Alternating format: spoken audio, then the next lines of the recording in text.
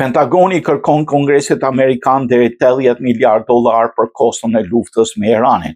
Departamenti Amerikan i Luftës po kërkon nga Kongresi miratimin një paketë shtesë financimi për rreth $80 miliard për të mbuluar kostot e luftës me Iranin, si dhe disa shpenzime të tjera që nuk lidhen drejt për drejt me konfliktin.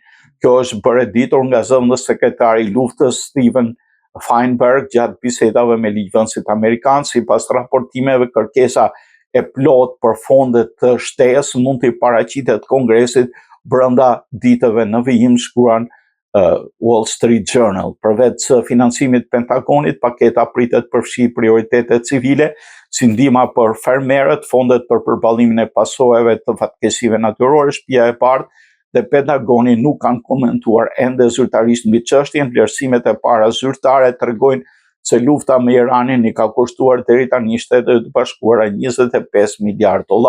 Megjithatë, analistët besojnë se shifra reale mund të jetë më e lartë pasi nuk përfshihen dëmët në bazat amerikane, kostot operative të forcave të dislokuara dhe shpenzimet të tjera të lidhura me konfliktin. Kërkesa e re pritet të nxjerrë debat fort politik në Kongres, ku një pjesë e ligjvënësve si Republikanë dhe Demokratë kanë shprehur shqetësime për koston në rritje të luftës.